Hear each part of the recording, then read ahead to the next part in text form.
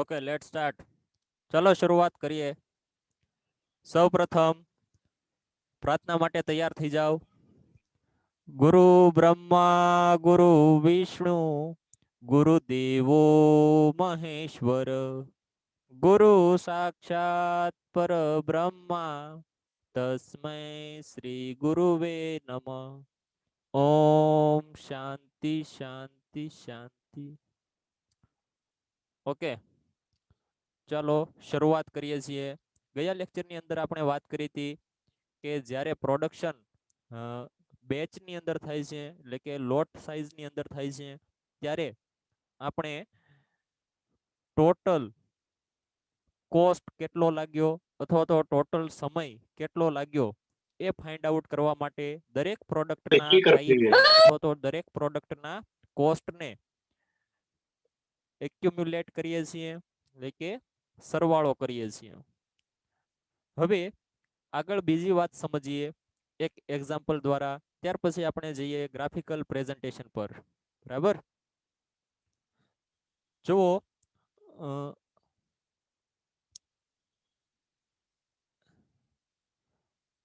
એક્ઝામ્પલની અંદર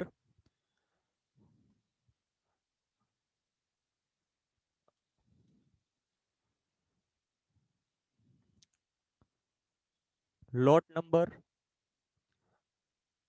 નંબર આપ્યો છે 1, 2 અને 3. ચલો હજી એક લોટ લઈ લઈએ 4. જે પ્રોડક્શન કરીએ છીએ આપણે એ લોટ સાઇઝની અંદર કરીએ છીએ. લોટ એટલે કે એક ઓર્ડર મળ્યો હશે, બરાબર. આપણને જેમ ઓર્ડર મળે એટલા યુનિટનું પ્રોડક્શન કરીને આપણે આપી દઈએ છીએ. તો પહેલી વાર જે ઓર્ડર મળ્યો ત્યારે આપણે પ્રોડક્શન કર્યું, લેટ અસ સે નંબર ઓફ યુનિટ. પહેલા લોટની અંદર આપણે પ્રોડક્શન કર્યું 50 યુનિટનું. પછી ઓર્ડર મળ્યો તો ફરી પાછું પ્રોડક્શન કર્યું આપણે 40 યુનિટ.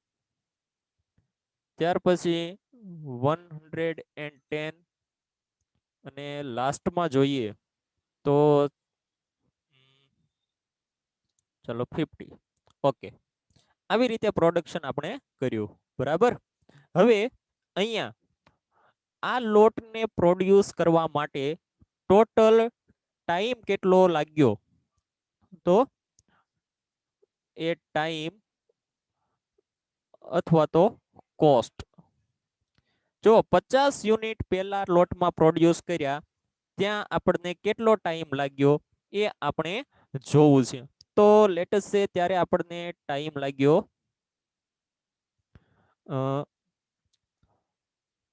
1000 અવરનો, બરાબર. ત્યાર પછી સેકન્ડ લોટ પ્રોડ્યુસ કર્યો તો એ સમયે 800 અવર. ત્યાર પછી નેક્સ્ટ લોટ પ્રોડ્યુસ કર્યો, તેમાં અવર લાગ્યા 1400. અને લાસ્ટ લોટ પ્રોડ્યુસ કર્યો 50 યુનિટનો. તે 50 યુનિટ બનાવતા સમય લાગ્યો લેટ અસ સે 600 અવર. ચાલો, આવી રીતે આપણને અલગ અલગ સમય લાગ્યો અલગ અલગ લોટની અંદર. આપણું પ્રોડક્શન યુનિટ વાઇઝ નથી થતું, આપણું પ્રોડક્શન થાય છે લોટ વાઇઝ. તો અહીંયા એક બેચ તૈયાર કરીએ છીએ આખી પ્રોડક્શનની અને એ પ્રમાણે પ્રોડક્શન કરીએ છીએ. જો આ રીતે આપણે પ્રોડક્શન કરતા હોઈએ ત્યારે એક તકલીફ શું થાય છે,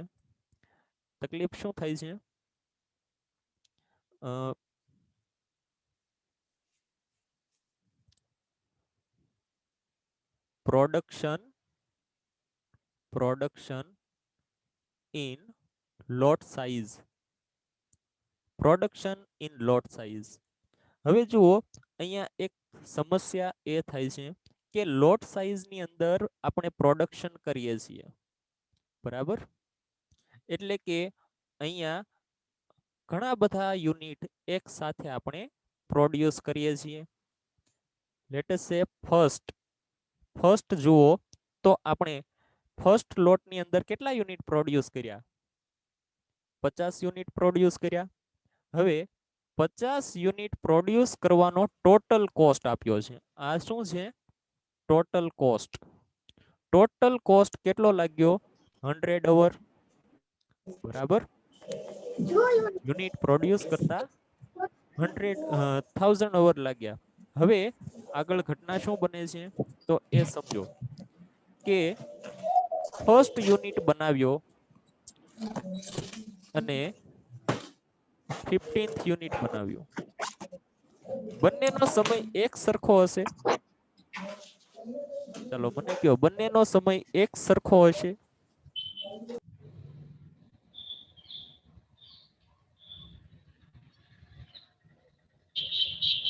કેમ એક સરખો નહીં હોય? બીકોઝ કે અહીંયા લર્નિંગ છે, બરાબર. આપણે જે કોસ્ટ ફાઇન્ડ આઉટ કર્યો છે એ ઓર્ડરનો કોસ્ટ ફાઇન્ડ આઉટ કર્યો. જો જનરલી ઇન રિયાલિટી જ્યારે પણ આપણને કોઈ ઓર્ડર મળે છે તો એ ઓર્ડરનો જ આખો કોસ્ટ આપણે કેલ્ક્યુલેટ કરીને કસ્ટમરને બતાવીએ છીએ કે એમને સપોઝ કે 50 યુનિટ માટે ઓર્ડર આપ્યો છે તો 50 યુનિટ માટે કોસ્ટ કેટલો થાય છે એ જ આપણે કેલ્ક્યુલેટ કરીએ છીએ, બરાબર. આપણા માટે તો ઇમ્પોર્ટન્ટ શું છે કે કસ્ટમરને પ્રાઇસ બતાવવાની છે. તો પ્રાઇસ તો આપણે કઈ રીતે બનાવીએ છીએ? Generally cost plus profit. તો કોસ્ટ કેલ્ક્યુલેટ કરવો પડે ને. તો આપણે એ જે કોસ્ટ કેલ્ક્યુલેટ કરીએ છીએ એ કોસ્ટ કેટલા યુનિટનો કેલ્ક્યુલેટ કરીએ છીએ? એ એમના ઓર્ડરના જેટલા યુનિટ છે એટલા યુનિટનો, બરાબર. તો આવી રીતે આપણે કેલ્ક્યુલેશન તો કરી શકીએ છીએ, પરંતુ જ્યારે આનું ગ્રાફિકલ પ્રેઝન્ટેશન કરવાનું થશે તો એક્સ એક્સિસ પર આપણે યુનિટ લેવા પડશે, બરાબર. પણ અહીંયા તો યુનિટ વાઇઝ કોસ્ટ આપી નથી. અહીંયા તો બેચ વાઇઝ કોસ્ટ આપી છે કે અહીંથી એટલા યુનિટ પ્રોડ્યુસ કર્યા તેની કોસ્ટ 1000 અવર લાગી છે, બરાબર. તો ગ્રાફિકલ પ્રેઝન્ટેશન કરતી વખતે આ બેચની અંદર જે પ્રોડક્શન થાય છે, લોટ સાઇઝની અંદર જે પ્રોડક્શન થાય છે તેના કારણે એક્યુરસી નથી આવતી. મીન્સ કે ગ્રાફિકલ પ્રેઝન્ટેશન કરવામાં ઘણી બધી તકલીફ પડે છે. તો એ સોલ્યુશન આપણે કઈ રીતે લાવીએ? તો જુઓ, જ્યારે લોટની અંદર પ્રોડક્શન થાય છે ત્યારે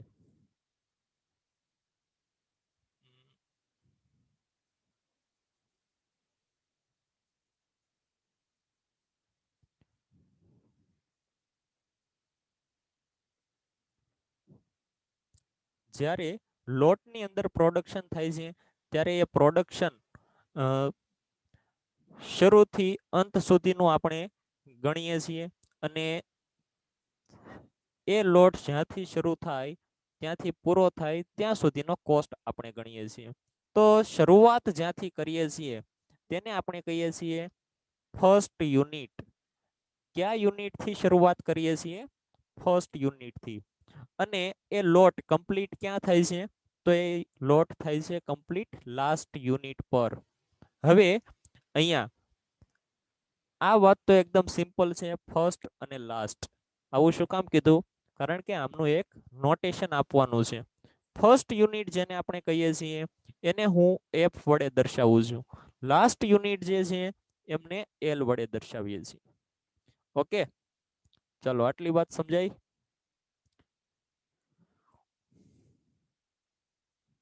કે નહીં?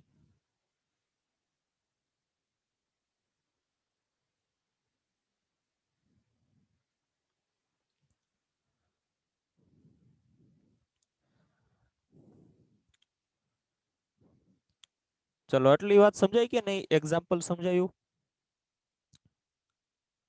હવે આ એક્ઝામ્પલને આપણે અહીંયા અધૂરું મૂકીએ છીએ. શું કરીએ છીએ? આ એક્ઝામ્પલને અહીંયા અધૂરું મૂકીએ છીએ.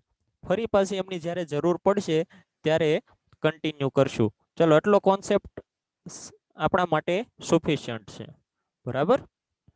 આગળ હવે આપણે ગ્રાફિકલ પ્રેઝન્ટેશનની અંદર જતા રહીએ.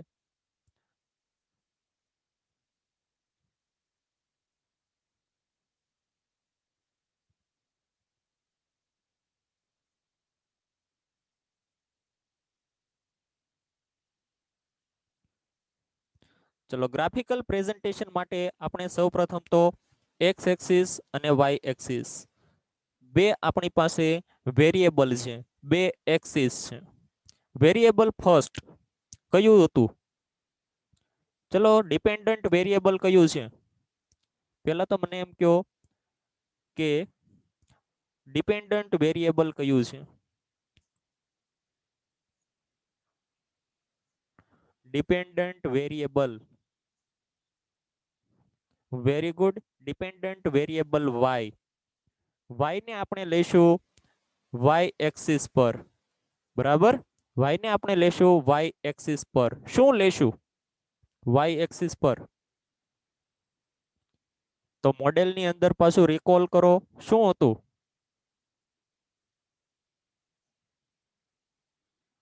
y is equal to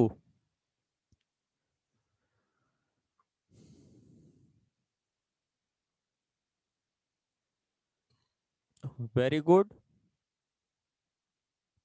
y is equal to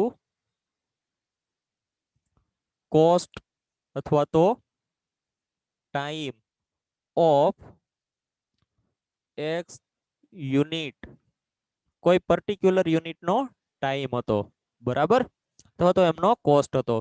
ચલો હવે ફટાફટ મને ડિપેન્ડન્ટ વેરિયેબલ, ઇન્ડિપેન્ડન્ટ વેરિયેબલ બતાવી દો. ઇન્ડિપેન્ડન્ટ,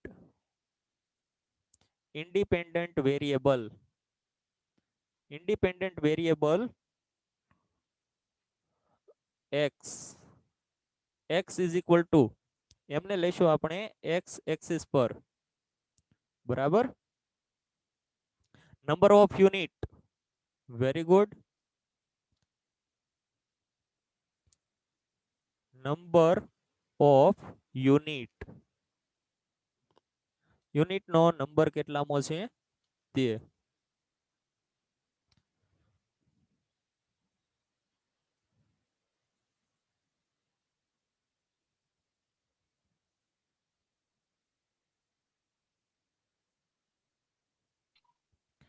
ચાલો હવે અહીંયા ગ્રાફ બનાવીએ, બરાબર ને.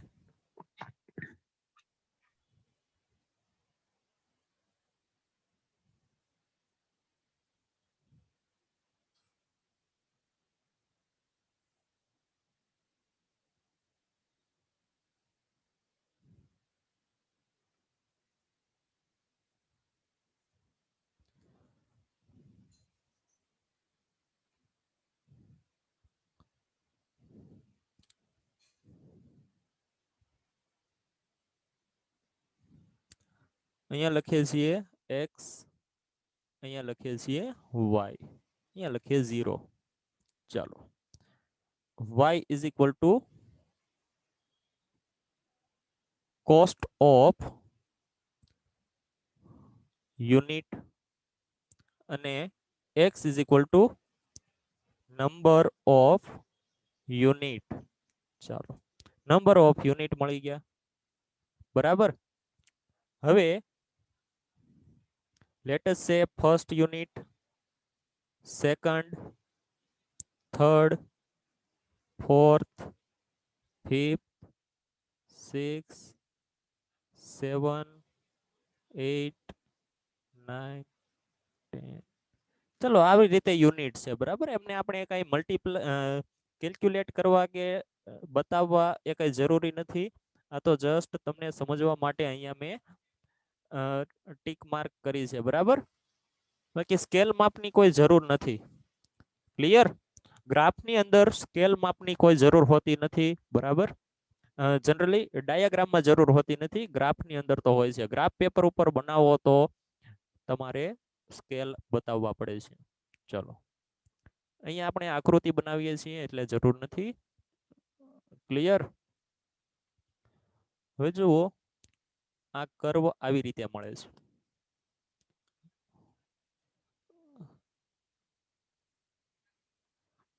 ચાલો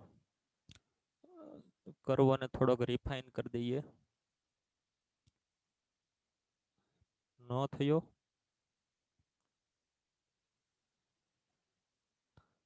ઓકે.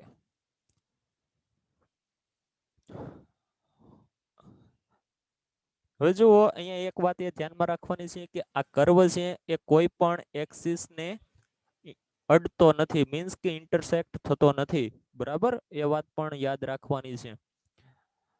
હવે જુઓ શું થાય છે એ આપણે અહીંયા ગ્રાફ પરથી સમજવાનું છે, બરાબર? કે પ્રોડક્શન જ્યારે ફર્સ્ટ યુનિટનું આપણે કરીએ છીએ, ફર્સ્ટ યુનિટનું પ્રોડક્શન ઇનિશિયલ સ્ટેજની અંદર જુઓ કે ઇનિશિયલ સ્ટેજમાં જ્યારે પ્રોડક્શન કરતા હતા ત્યારે કોસ્ટ ખૂબ જ વધુ હતો, બરાબર? ત્યાર પછી નેક્સ્ટ યુનિટ બનાવ્યું તો કોસ્ટ ઘટ્યો, બરાબર? કોસ્ટ ઘટ્યો. ત્યાર પછી પાછું પ્રોડક્શન વધાર્યું તો ફરી પાછો કોસ્ટ ઘટ્યો, બરાબર? ફરી પાછું પ્રોડક્શન વધાર્યું, કોસ્ટ ઘટ્યો. હવે જુઓ મેં તમને એક અઝમ્પશન અથવા તો અઝમ્પશનની અંદર જ લખાયું હતું કે જે ઘટાડો થાય છે એ ઘટતા દરે થાય છે. જુઓ પહેલા આટલો ઘટાડો થયો, પછી આટલો ઘટાડો થયો, પછી આટલો ઘટાડો થયો, હજી પ્રોડક્શન વધારીએ છીએ તો હવે જુઓ કેટલો ઘટાડો થાય છે, એટલો જ થયો. તો એ ઘટાડો ઘટતો જાય છે, મીન્સ કે ડિમિનિશિંગ રેટ થઈ જાય છે. ઓકે, તો એ બાબત પણ અહીંયા ડાયાગ્રામમાં આપણે રિપ્રેઝેન્ટ કરી છે. બીજી વાત આપણે અહીંયા એ સમજવાની છે કે આ રીતે ગ્રાફ બનાવવો એકદમ ઈઝી છે. આ કર્વને આપણે નામ આપીએ છીએ એલસી કર્વ, લર્નિંગ કર્વ, બરાબર? એલસી નો મતલબ થાય છે લર્નિંગ કર્વ. ચાલો, આટલી વાત તો આપણને આ ડાયાગ્રામ પરથી સમજાય કે નહીં? સમજ પડી કે નહીં? Okay, very good.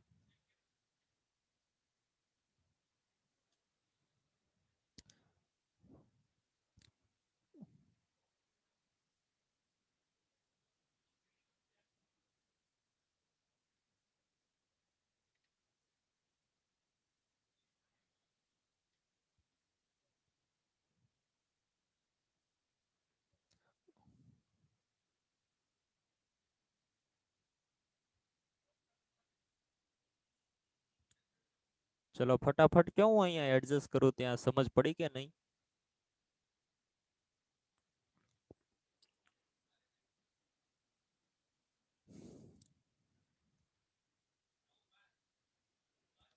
જો એકદમ સિમ્પલ છે. હવે બીજી વાત આપણે એ સમજવાની હતી, બીજો આપણે પોઈન્ટ અહીંયા એ સમજતા હતા કે when production is done in lot size, આપણી આ એક નવી સિચ્યુએશન અહીંયા રેઝ થઈ હતી કે પ્રોડક્શન જ્યારે લોટ સાઇઝની અંદર કરીએ છીએ ત્યારે આપણે શું કરીએ છીએ, બધા એક એક યુનિટની કોસ્ટ આપણે કમ્બાઈન કરીએ છીએ. પરંતુ રિયાલિટીમાં આવી રીતે કોમ્બિનેશન કરવું, ગણતરી કરવી પોસિબલ નથી બનતી. ક્યારે નથી બનતી? જ્યારે આપણે પ્રોડક્શન લોટ સાઇઝમાં કરીએ છીએ ત્યારે. તો આ સમયે હવે શું કરવું? જુઓ આવી રીતે પ્રોડક્શન આપણને મળ્યું છે, ટોટલ કોસ્ટ, ટોટલ યુનિટ. તો આપણે એક યુનિટનો કોસ્ટ ફાઇન્ડ આઉટ કરવો છે, મને કયો કઈ રીતે કરીએ? મને કયો આપણે એક યુનિટનો કોસ્ટ ફાઇન્ડ આઉટ કરવો છે, કઈ રીતે કરીએ?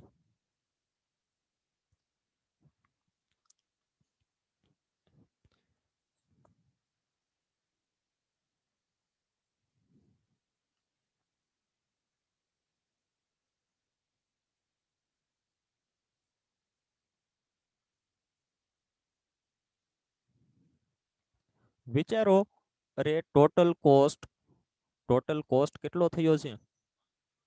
ટોટલ કોસ્ટ ફોર લોટ 1 કેટલો છે? 1000 અવર. ટોટલ યુનિટ કેટલા પ્રોડ્યુસ કર્યા છે? Unit in lot 1.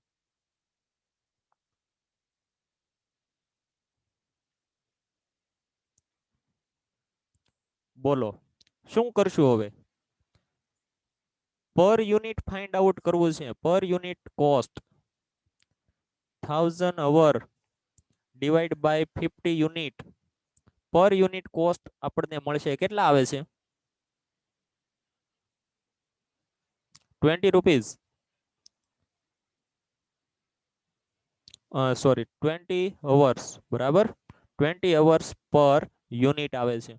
ઓકે, હવે મને એમ કહો કે શું દરેક યુનિટ પર 20 અવર લાગ્યા હશે? અહીંયા આ જે 20 અવર લાગ્યા એ શું છે? 20 અવર લાગ્યા એ શું છે? Per unit cost. પર યુનિટ કોસ્ટ. પર યુનિટ કોસ્ટ નો મતલબ શું થાય છે? 50 યુનિટ બનાવ્યા, 50 ઉપર 20 20 20 20 20 20 20 લાગ્યા છે. શું રિયાલિટીમાં આવું થયું છે?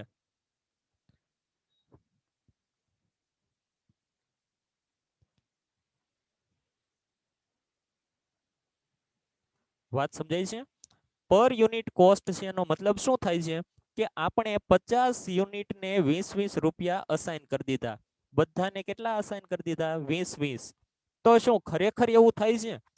નો જ થાય. મેં પહેલા કીધું હતું કે ફર્સ્ટ યુનિટ પર શું 20 રૂપિયા લાગ્યા હશે, 20 કલાક લાગ્યા હશે, તો લાસ્ટ યુનિટ પર પણ 20 અવર લાગ્યા હશે. બંનેમાં એક સરખા કલાક લાગ્યા હશે. એવરેજ કરવાથી તો આ જ મળ્યું.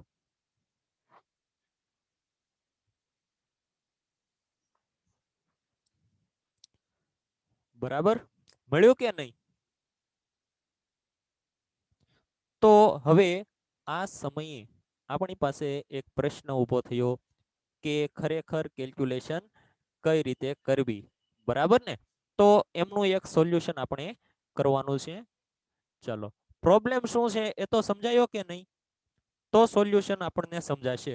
પ્રોબ્લેમ શું છે એ તો સમજ પડી કે નહીં? પ્રોબ્લેમ શું છે કે એવરેજ કરવાથી આપણે બધા પર એક સરખી કોસ્ટ ચાર્જ કરીએ છીએ, બટ એક સરખી કોસ્ટ બધા પર લાગતી નથી. બરાબર? આપણે યુનિટનું પ્રોડક્શન કરીએ છીએ, એમનું પ્રેઝન્ટેશન જ્યારે લોટની અંદર પ્રેઝન્ટેશન કરીએ છીએ, પ્રોડક્શન કરીએ છીએ, તો પ્રેઝન્ટેશન કઈ રીતે થશે એ અહીંયા સમજીએ.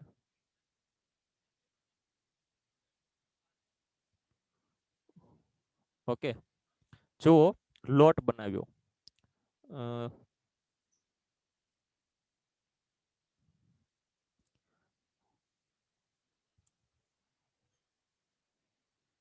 લોટનું પ્રોડક્શન કર્યું. ચાલો, લોટનું પ્રોડક્શન કર્યું તો આટલો ટોટલ કોસ્ટ લાગ્યો અહીંથી અહીં સુધી. બરાબર?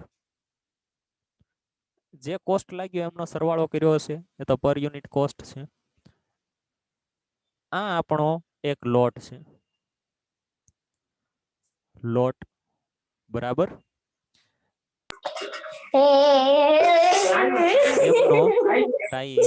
એમનો ટાઈમ અહીંથી લઈને અહીં સુધીનો થયો. બરાબર? આ ટાઈમનો પણ આપણે સરવાળો કરી દઈએ. એ ટાઈમનો પણ આપણે સરવાળો કરી દઈએ તો આપણને ટોટલ કોસ્ટ મળે છે. બરાબર?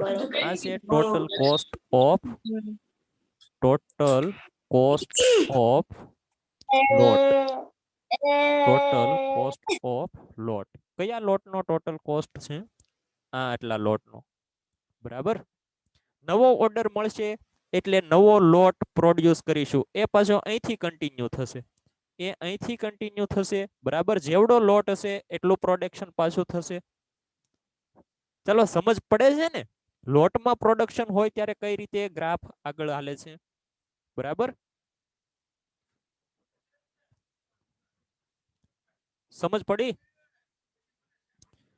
ઓકે, હવે નવો લોટ હજી આવશે તો અહીંથી પ્રોડક્શન શરૂ થશે. બરાબર? અને જેવડો હશે એવડું પ્રોડક્શન થશે, એવડે લોટ સાઈઝ બનશે. અને એને પેરેલલ અહીંયા પાછું આપણને હોરિઝોન્ટલી ટોટલ કોસ્ટ મળશે. ક્લિયર? ઘટના સમજાય છે? ઓકે, હવે આપણી પાસે એક પ્રશ્ન હતો કે પ્રશ્ન શું હતો કે આવી રીતે લોટ સાઈઝ આપ્યો હોય ત્યારે આપણે ગ્રાફિકલ પ્રેઝન્ટેશન કઈ રીતે કરવું એ તકલીફ પડે છે. એમાં તકલીફ પડે છે. શા માટે? કારણ કે ગ્રાફ ઉપર આપણે આવી રીતે કોઈ લોટને બતાવી શકતા નથી. બરાબર? આવી રીતે કોઈ લોટને બતાવી શકતા નથી. તથા બીજી વાત એ કેમ બતાવી નથી શકતા એ પણ અગત્યની માહિતી છે. ધ્યાન રાખજો બરાબર. કેમ નથી બતાવી શકતા? કારણ કે આપણી પાસે માહિતી કઈ અવેલેબલ છે? આપણી પાસે માહિતી એ અવેલેબલ છે કે 1 થી 50 યુનિટ બનાવ્યા, પછી કેટલા બનાવ્યા જુઓ, પછી કેટલા બનાવ્યા, પછી 40 બનાવ્યા ને, એટલે હવે કયો એકમ આવશે? હવે કયો એકમ આવશે? મને કયો હવે કેટલામો એકમ આવશે? 50 બની ગયા, હવે 40 નો લોટ બનાવવાનો છે નહીં, 50 બની ગયા, હવે 51મો એકમ બનશે, 51મું યુનિટ બનશે અને 90 પર પૂરું થશે. બરાબર, 90 પૂરા થઈ ગયા. હવે ઓર્ડર આવ્યો 110 યુનિટનો, તો હવે ક્યાંથી શરૂ થશે? બોલો, હવે ક્યાંથી શરૂ થશે? 91. Very good. 91 થી શરૂઆત થશે, ક્યાં એન્ડ થઈ જશે? નહીં બેન, આટલા બધા યુનિટ તો પ્રોડ્યુસ કરવાના છે, અહીંયા પૂરું થોડું કરવાનું છે.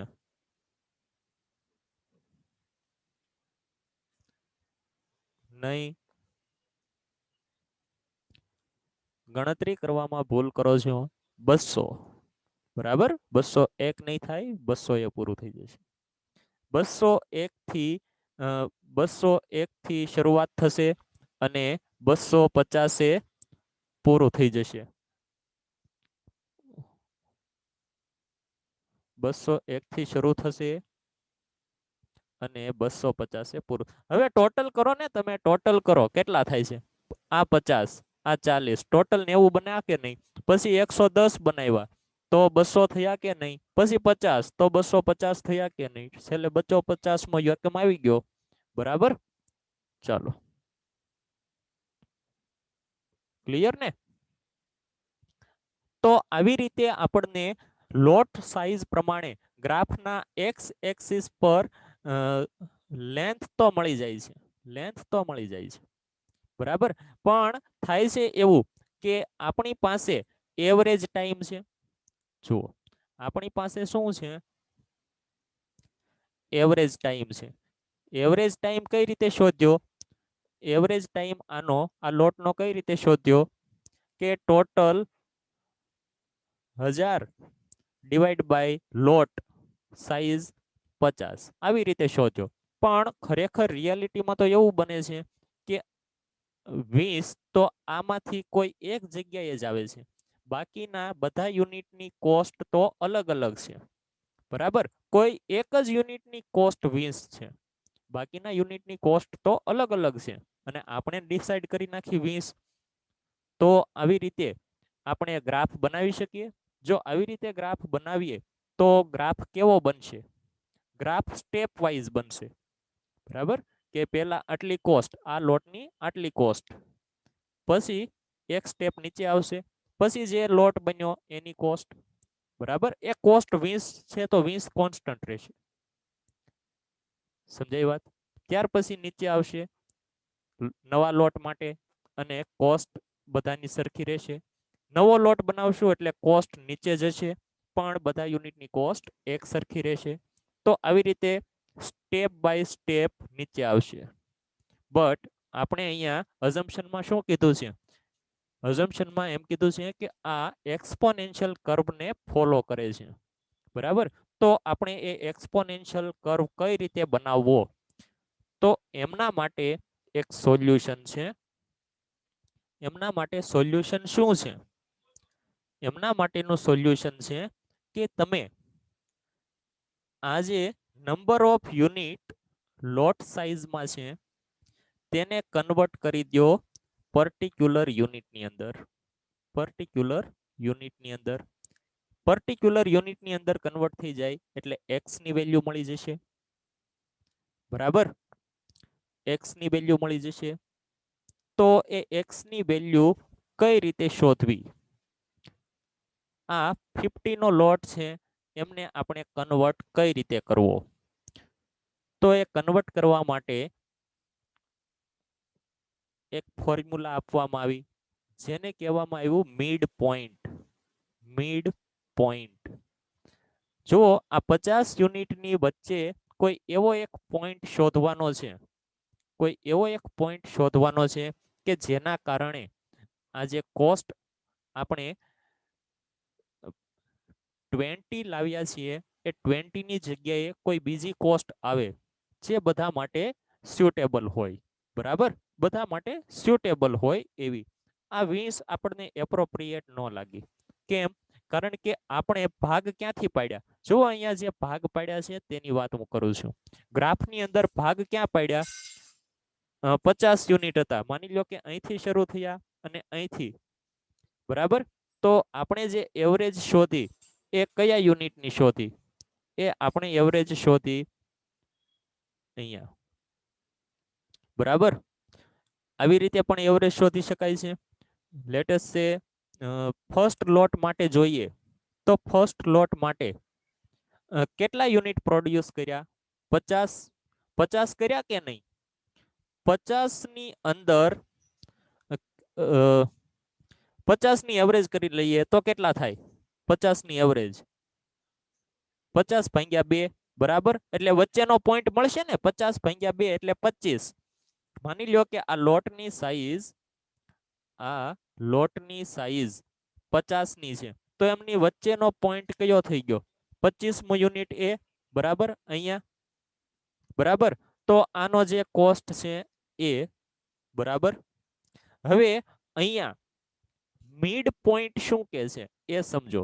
મિડ પોઈન્ટ એમ કે છે કે આ જે મેં એરિયા બનાવ્યો છે ને, આ એરિયા મેં જે બનાવ્યો છે, દેખાય છે ને એ એરિયા, આખો એરિયા, એ એરિયાને બે સરખા ભાગમાં ડિવાઈડ કરો. એ એરિયાને શું કરવાનો છે? બે સરખા ભાગમાં ડિવાઈડ કરવાનો છે. એરિયા ડિવાઈડ કરવાનો છે. શું ડિવાઈડ કરવાનું છે? ડિવાઈડ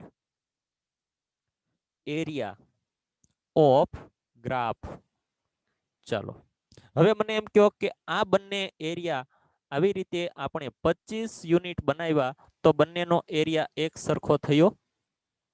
ચલો, આ બંને એરિયા એક સરખો થાય છે ડિવિઝનથી? જુઓ તો તમે, એક સરખો થાય છે.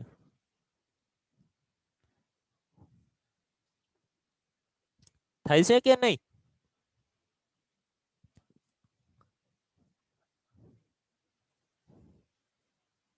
શું વાત છે! બધાને એરિયા એક સરખો દેખાય છે. બધાને એરિયા એક સરખો દેખાય છે. વાહ, સરસ. ચાલો, તો હવે જુઓ, હું એરિયાને સમજવાનો પ્રયત્ન કરું છું. આ મારો એરિયા છે, આ મારો એરિયા છે. આ એરિયાને મારે બે સરખા ભાગમાં પાર્ટીશન પાડવું છે. તો આ બે ભાગ તો થઈ ગયા. આ આટલો હિસ્સો તો સરખો છે. હવે બાકીનો હિસ્સો જુઓ, આ મોટો નથી દેખાતો, આ નાનો નથી લાગતો. હવે ડિફરન્સ દેખાય છે એરિયામાં?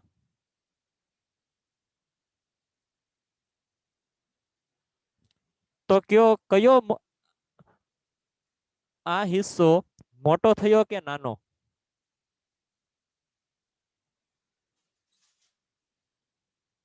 મોટો, બરાબર. લાર્જ, અને આ બની ગયો સ્મોલ, બરાબર ને? સમજ પડી?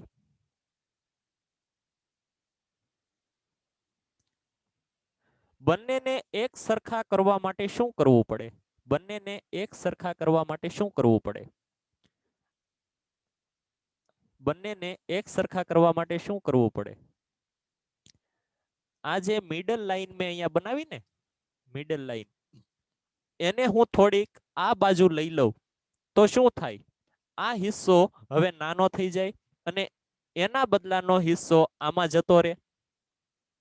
જાય કે નહીં? લોજિક સમજાય છે? બંનેને એક સરખા કરવા છે તો શું કરવું પડે? આ જે મિડ પોઈન્ટ, આ જે મને 25 મળ્યા કે નહીં, આ 25, એ 25 ને મારે ઘટાડવા પડે, 25 કરતા ઓછી રકમ આવવી જોઈએ. તો શું થશે કે આ લાઈન થોડીક ઓછી થઈ જશે, મીન્સ કે લેફ્ટ સાઈડ જતી રહેશે. જુઓ લેફ્ટ સાઈડ. હવે શું થશે કે હવે આ એટલો એરિયા અને આ એટલો એરિયા બે લગભગ સરખો થઈ જશે, લગભગ સરખો થઈ જશે, બરાબર.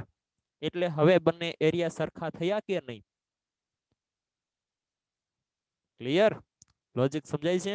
તો હવે અહીંયા આપણે આ ડાયાગ્રામની અંદર સમજવાનું જ એ છે કે આપણને જે એવરેજ મળી હતી, એવરેજ યુનિટ 25 મળ્યા હતા, એ 25 થી આપણે ઓછા યુનિટ એટલે કે લેફ્ટ સાઈડ આપણે કોઈ લાઈન ડ્રો કરવી પડશે કે જેનાથી લોટ સાઈઝ જે છે એમનો એરિયા એક સરખો ઇક્વલ ડિવાઈડ થઈ જાય. તો એ મિડ પોઈન્ટ કઈ રીતે ફાઇન્ડ આઉટ કરવો, એ મિડ પોઈન્ટ કઈ રીતે મળશે, એ મિડ પોઈન્ટ શોધવાનો છે, બરાબર. જુઓ અહીંયા આ ફર્સ્ટ યુનિટ અને લાસ્ટ યુનિટ એ બંનેની વચ્ચે જ ક્યાંક મિડ પોઈન્ટ હશે. મને કયો હશે કે નહીં? એ બંનેની વચ્ચે જ ક્યાંક મિડ પોઈન્ટ હશે.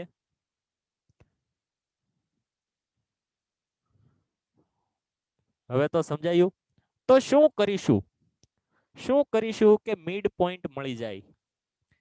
એવું તો શું કરીએ કે મિડ પોઈન્ટ મળી જાય? તો એવરેજ કરતા બધાને આવડે કે નહીં? Simple average. ચલો સિમ્પલ એવરેજ કરતા ન આવડતું હોય એવા કેટલા છે? સિમ્પલ એવરેજ ન આવડતું હોય એવું છે કોઈ? આવડે છે ને બધાને? તો બંને પોઈન્ટની એવરેજ કરો. ચાલો ફટાફટ બંને પોઈન્ટની એવરેજ કરો.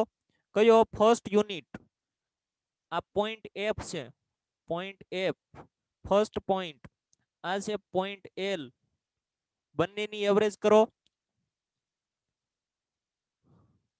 સિમ્પલ એવરેજ આવડે કે નહીં? સિમ્પલ એવરેજ કરો ફટાફટ. શું થાય છે મારે જોવું છે આજે.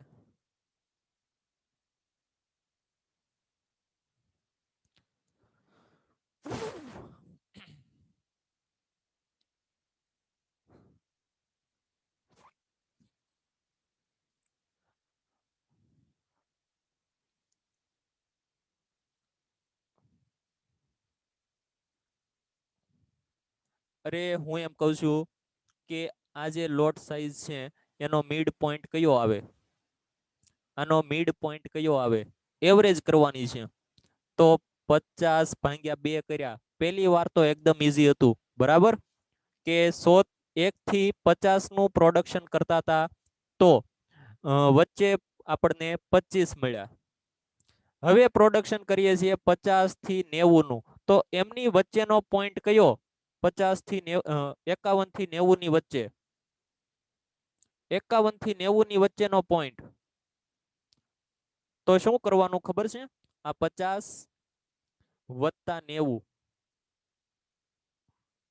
ભાગ્યા 2 કરો, કેટલા આવે છે?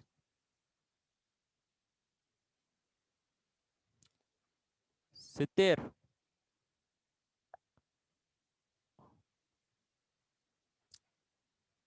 બરાબર. હવે જુઓ આગળ પ્રોડક્શન વધાર્યું, બરાબર. ક્યાંથી